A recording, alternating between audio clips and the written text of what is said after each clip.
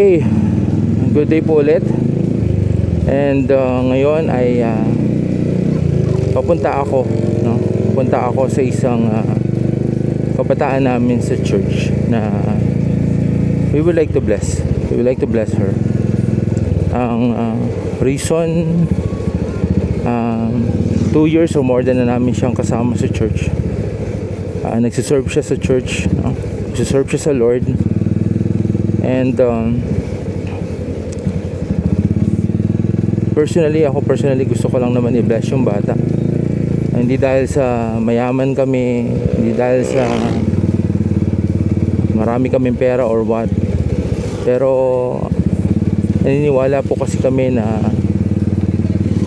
ang Diyos ay nakatingin sa lahat ng mga naglilingkod sa Kanya, at Siya yung nagpapala sa atin lahat na nagtitiwala, nananampalataya sa ating Panginoon. Kaya today, no, ay may i-bless po tayo, no? Hindi dahil siya ay paborito namin, no? Hindi dahil sa paborito namin siya na miyembro ng aming church. Kasi parang parang pag nakikita mo kasi yung tao na nagsiserve sa Lord, mabibless ka sa kanya, di ba? Dahil hindi naman lahat ng kabataan, hindi naman lahat ng mga tao ay merong puso na nagnanais na maglingkod sa Panginoon. Maraming mga tao na nagsisimba, maraming mga tao na umaawit sa Diyos, maraming mga tao na may ginagawa para sa Panginoon. Pero iba yung mga tao na merong puso sa paglilingkod. At mahirap yun mahanap, mahirap yun makita. So, kami sa family namin ay dahil kami yung inatasan ng Lord na magsimula ng CFCM, syempre sa tulong ng mga taong tumutulong sa amin, no? We would like to acknowledge yung mga taong tumutulong sa amin, yung mga taong nagpe-pray para sa CFCM para ito ay magpatuloy. Pero maging sa family ko, yung 3 kong mga anak, yung aking asawa, hindi rin madali yung kanilang ginagawa.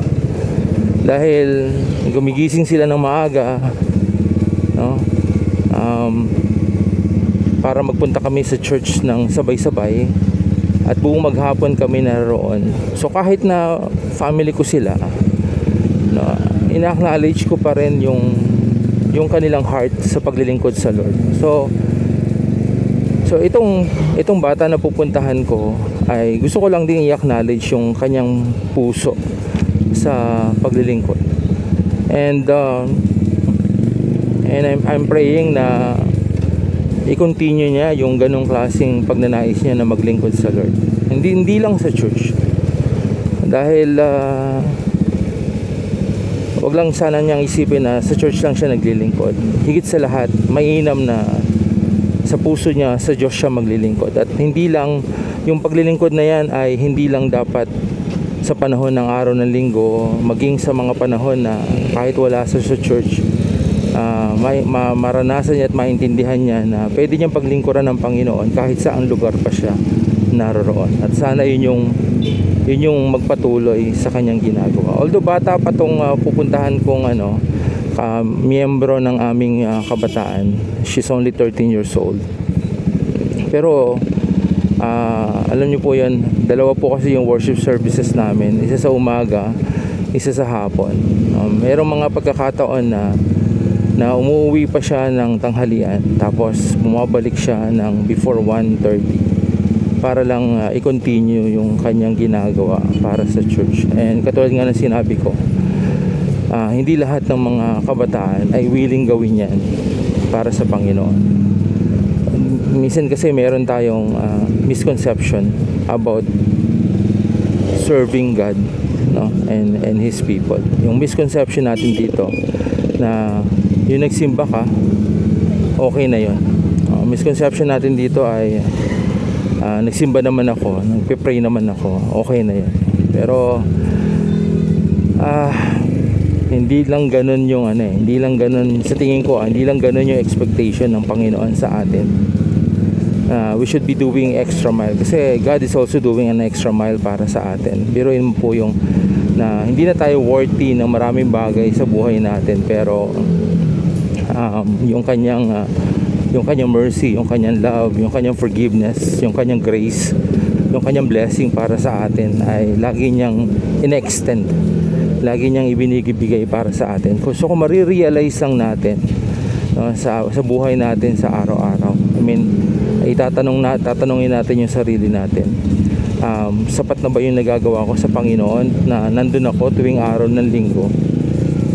Marahil makikita natin dito, kung susukatin natin lahat yung ating ginagawa para sa Kanya versus yung ginagawa ng Lord para sa atin, masasabi natin na hindi talaga sapat. Kaya sana, no,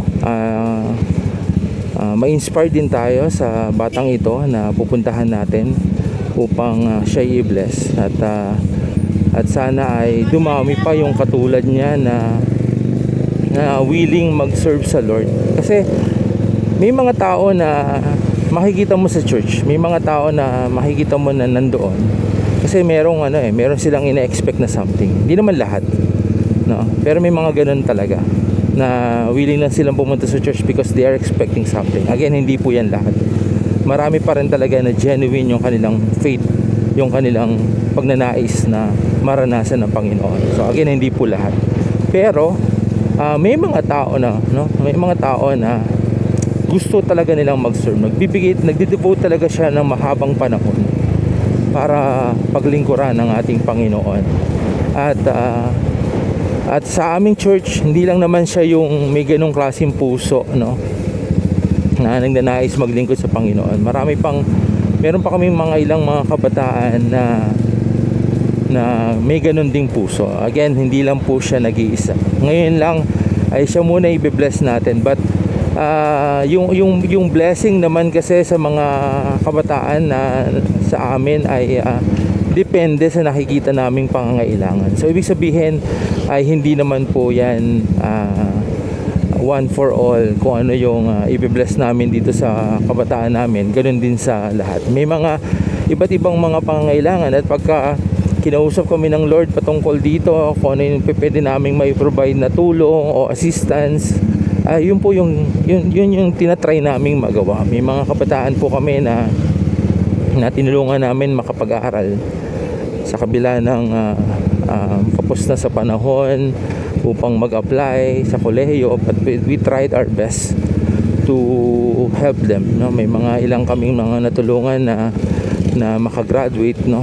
At may ilang kaming natulungan na mabigyan din ng trabaho sa pamamagitan din ng kumpanya na isa na tumutulong sa aming church, no? So iba-iba yung pamamaraan ng Diyos para tayo ay Kanyang tulungan, upang tayo ay Kanyang pagpalain. At ito ay marahil para sa akin ay isa lamang sa paraan, sapagkat nakita ko na meron siya pangangailangan dito, at gusto ko lang din na maging bahagi din yung aming church, yung aming family, na ma-bless tong bata na ito. And sana ay ma-appreciate niya yan, pero higit sa lahat, not us, hindi kami yung dapat niyang unang pasalamatan. Ang dapat niyang unang pasalamatan ay ang ating Panginoon, sapagkat siya yung nagpapala. Tayong mga tao, nagiging conduit lang tayo ng blessing para sa iba. Sabi ko nga, pagka yung puso mo ay naging willing maging daluyan ng pagpapala para sa iba, no, maraming magbabalik ng kapurihan sa Panginoon dahil nagpagamit ka na pagpalain ng iba. Maraming kung ililingon lamang natin ang ating mga paningin sa paligid natin, maging sa kapitbahay natin, mahal natin sa buhay, kung ililingon lamang natin ang ating mga sarili, yung ating paningin sa ibang mga bagay at mga lugar, makikita natin na maraming ipinapakita sa atin ng Diyos na pwedeng tayong maging daluyan ng pagpapala para sa iba. Pero syempre, pagka hindi willing yung puso natin na maging daluyan ng pagpapala, i-disregard lang natin kung ano yung nakikita natin. Lagi ko ang sinasabi sa church, no, pag may pinakita sa iyo ang Panginoon, bahagi ka na nito. Pag may pinakita sa iyo ang Diyos na may isang taong nangangailangan, bahagi ka nito. At kung may magagawa ka para sa kanya, huwag mo nang pagdalawang isip pa na gawin ito. I mean, marahil ito na yung nais ng Diyos para sa buhay mo. Marahil hindi naman siya ganun kalaki. Hindi naman to something paragay ko na ihirap mo. Pero kung susundin mo lang, no, yung ipinakita sa iyo ng Panginoon, marahil mas maraming mga tao na mapagpapala dahil ginawa mo na tumugon dun sa pangangailangan ng ibang mga tao na ipinakita sa iyo ng ating Panginoon. Lahat tayo dito sa mundong ito ay merong purpose, no? Merong dakilang layunin ng Diyos sa buhay natin. At naniniwala ako na hindi lamang yung mga layunin na yun ay simple lang. I mean, hindi lamang yung mga layunin na yun ay mga para lamang sa ating sarili. May mga layunin din ng Diyos sa buhay mo para sa buhay din ng iba. Kaya kung titingnan mo lang na pagkakataon yung mga bagay na ipinapakita sa iyo ng Panginoon, sasabihin mo lang din sa sarili mo na salamat Lord dahil sa iyo ay naging daluyan ako ng pagpapala para sa iba. So kahit mga simpleng mga bagay, no? Tumulong sa mga taong nangangailangan, magbigay ng kaunting ulam, makakain para sa iba, tumulong sa pag-aaral ng mga classmate natin, tumulong sa trabaho ng iba, maglinis ng kapaligiran, huwag magkalat, maglinis ng bahay, magligpit ng hinigan, maghugas ng pinggan. Maliliit na bagay lang yan, pero anything na act of service na pwede natin gawin para sa ibang tao, sa pamilya natin, pwede natin yung ialay sa Lord na service na rin. Bakit? Kasi hindi natin nadidipit yung purpose na kasama natin yung pamilya natin. Hindi natin nadidipit yung purpose na kasama natin yung mga mahal natin sa buhay o ibang mga tao, at na meron tayong nagagawa para tumulong at tulungan sila. So yun yung nakikita ko, no? Sana ay magkaroon tayo ng pagnanais na tumugon sa mga ipinapakita ng Diyos sa atin lahat. Marahil titignan din natin yung ating kakayanan, pero naniniwala naman ako na kung talagang nagnanais tayo na tumulong sa iba ay merong paraan. At kung ayaw naman natin ay merong dahilan.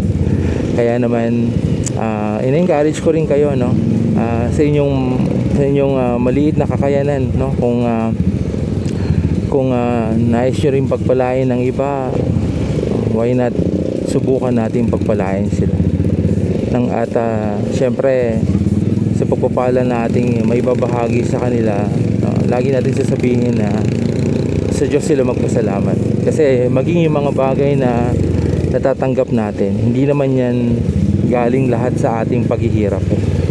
Provision niya ng Diyos na ipinagkaloob sa atin. Kaya sino ba naman tayo para tumanggi na maging pagpapala din sa buhay ng iba. Sana doon sa mga mapagpapala, no?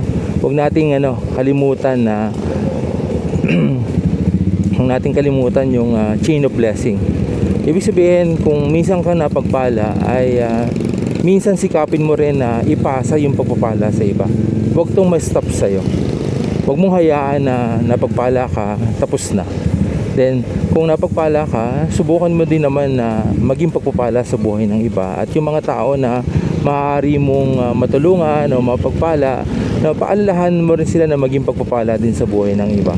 Nang sa ganon, hindi nagtatapos sa atin yung pagpapala ng Diyos na ipinagkaloob sa atin. Meron pang mga tao na sa pamamagitan ng buhay natin, sa pamamagitan ng pagtugon natin, ay napagpala sila. So biruin nyo po, kung isang tao ka na pinagpala mo yung isang tao, at yung tao na yun ay napagpala na, so ibig sabihin meron ng 3 tao na nagpapala, hanggang sa dumami dahil lang sa hindi natin tinalikuran yung pagkakataon na maging pagpapala tayo para sa iba. At yung mga tao na pinagpala natin ay hindi rin huminto sa kanila yung pagpapala. So sana ay ganito yung maging puso ng lahat, no?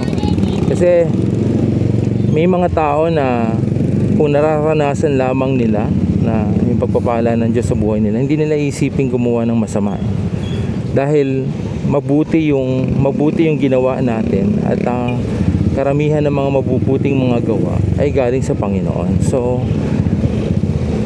yung mga tao na nag-iisip na gumawa ng masama dahil gipit sila, kung mararanasan lamang nila na pagpalain ng iba, hindi nila iisipin na gumawa ng masama, dahil naranasan nila yung kabutihan ng Diyos sa pamamagitan ng buhay natin. So ugaliin natin gawin ito, hindi lamang para sa ating sarili, dahil totoo naman na masarap sa pakiramdam na maging pagpapala sa buhay ng iba.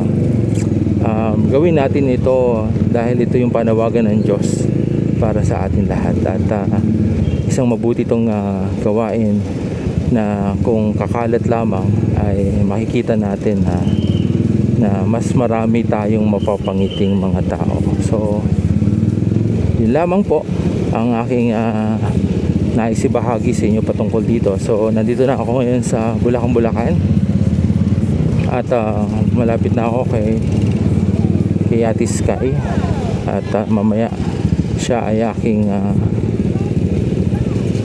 susubukan kontakin at tignan kung siya ay nandyan sa kanilang tahanan, at subukan natin siyang i-bless sa araw na ito.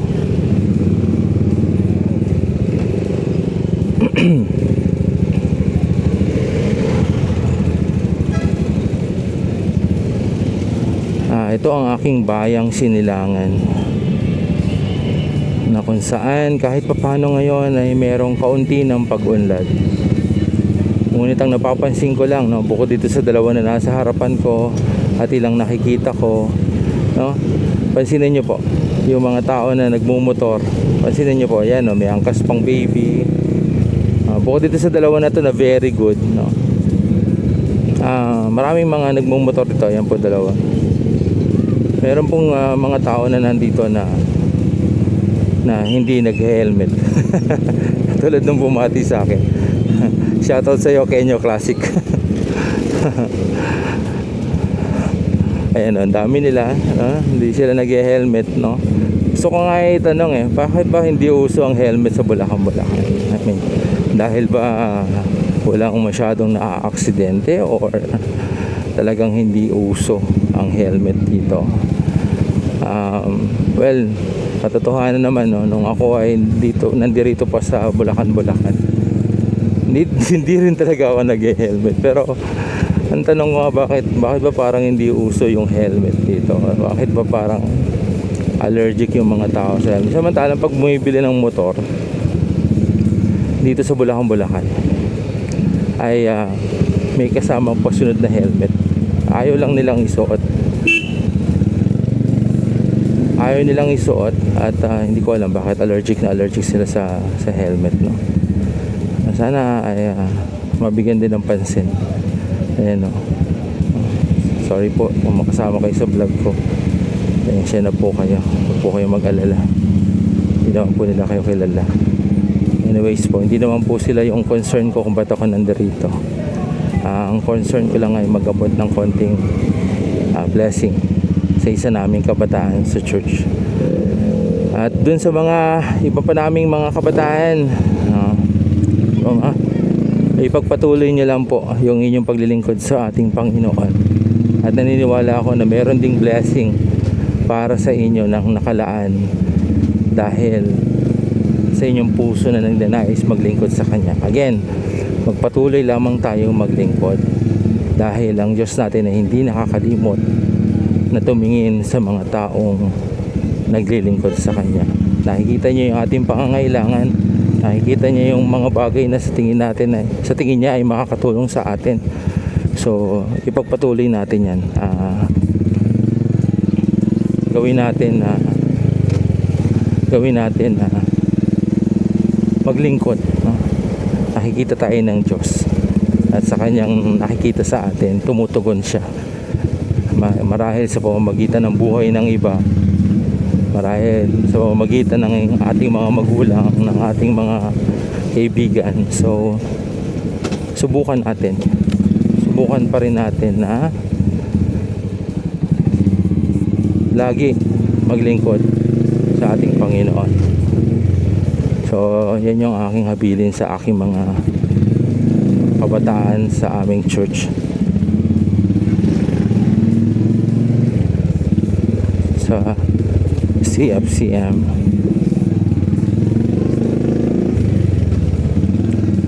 Andito na ako sa dulo. Dito kami pumunta nung bumabaha pa. Dito ko na hintayin si Ate Sky.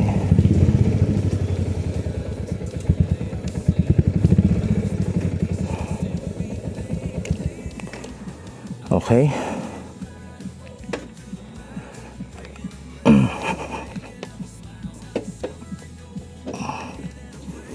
Tingnan natin.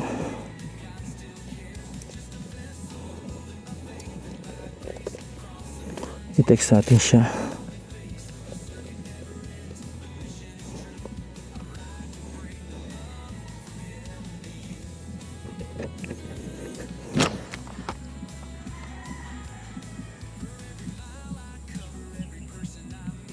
Hello. Kamusta ka? Kalbas anak. Kamusta ka? Pupunta ako kay nanay. Sige nga. Buksan mo nga. Hebrew 6:10. Mga Hebreo, kabanatang 6, talatang 10. 1 minute ah.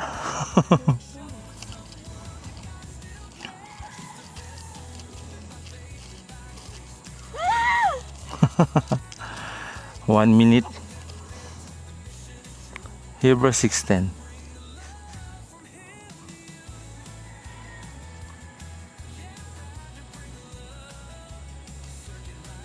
Ano po? Hebrew, o mga Hebreo, kabanatang 6, talatang 10.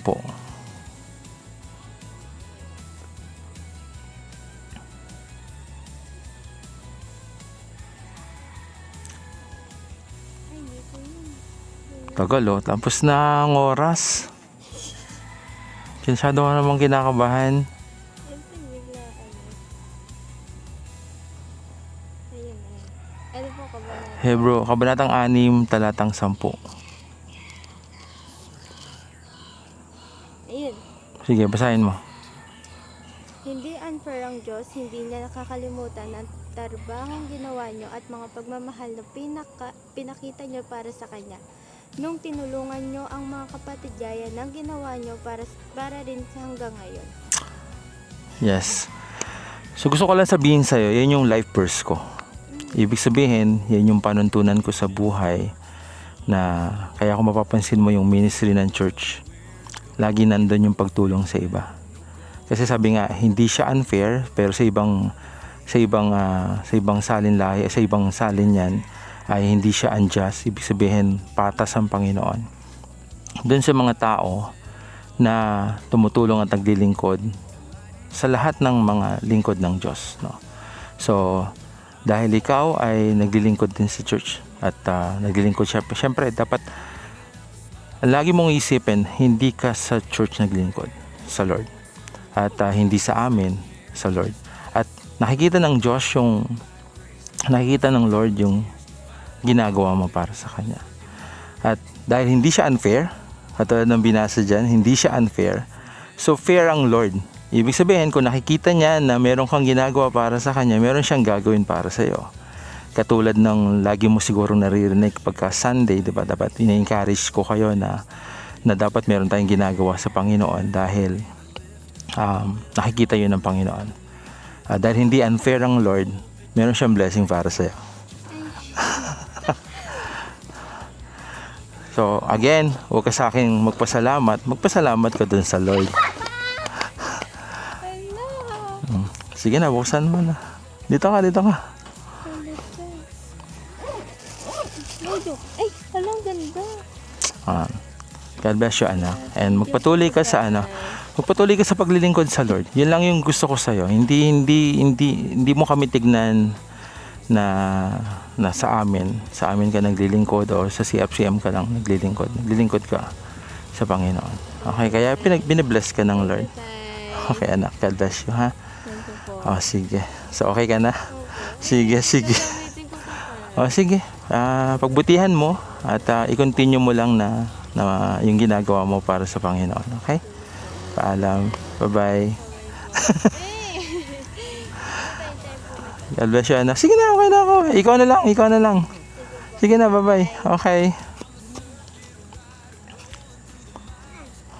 Bye-bye. Ingat.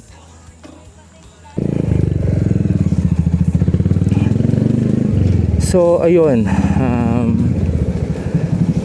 Yung Hebrews 6:10 na yan, yan yung verse na i-share pa sa akin ni Kuya Alan, yung aming kuya sa Chiang Mai, Thailand. At since then hindi ko na siya nakalimutan dahil totoo naman na ang Diyos ay hindi siya unfair, katulad ng binasa ni Ate Sky. Nakikita niya yung lahat ng ating ginagawa para sa Kanya at para sa ibang mga tao. At ang dahil dito ay kumikilos ang Panginoon para sa atin. At ganoon din, naniniwala ako para sa ating mga mahal sa buhay. So, yun lang po. At sana may natutunan tayo today. Instead na magsana all kayo, ay i-challenge yung sarili nyo na may gawin para sa ating Panginoon. Hindi lang para sa kung kayo ay kasama namin sa church, hindi lang para sa church namin. Kahit kung saan kayo naroon na naglilingkod, gawin nyo pa rin na maglingkod sa ating Panginoon kesa yung tatambay-tambay tayo, wala tayong ginagawa sa bahay, tulog, pasyal, kain. Hindi natin na ibabalik yung blessing, hindi natin nababalik yung kabutihan ng Panginoon sa atin kung ang lahat ng ginagawa natin ay para lamang sa ating mga sarili. So yan yung isang mabuting paalala sa atin ngayong araw na ito. Again, sana ay meron po tayong natutunan. Una, syempre, huwag nating kalimutan na maging daluyan ng pagpapala. Pangalawa, kung may pinakita sa atin ng ating Panginoon na tulungan ng iba, i-grab natin yung opportunity na tumulong sa iba. Pangatlo, kung nasaan ka mang church ngayon, magpagamit ka sa Lord na tumulong sa church na yon, pagsilbihan ang kanyang mga anak, ang ating Panginoon sa pamamagitan ng church na kinabibilangan mo. At pangapat, syempre, maging tapat ka anumang sitwasyon, anumang panahon, anuman ang iyong mga kinakaharap na problema. Huwag kang bibitaw sa Lord dahil nga hindi siya unfair, hindi siya unjust. Nakikita niya ang ating paghihirap, nakikita niya ang ating saya, nakikita niya lahat para sa atin. At dahil ang ating Panginoon ay patas na Diyos, naniniwala ako na lahat tayo, according sa ating pangangailangan, nandun ang kanyang kamay na handa laging buksan para sa ating mga pangangailangan. Lamang po, maraming salamat sa panonood nyo today. At sana i-keep nyo yung learning natin for today. At sa susunod na lang po ulit na vlog ng Circuit Rider. Maraming salamat po sa inyong lahat. At hanggang sa susunod na po muli. Paalam.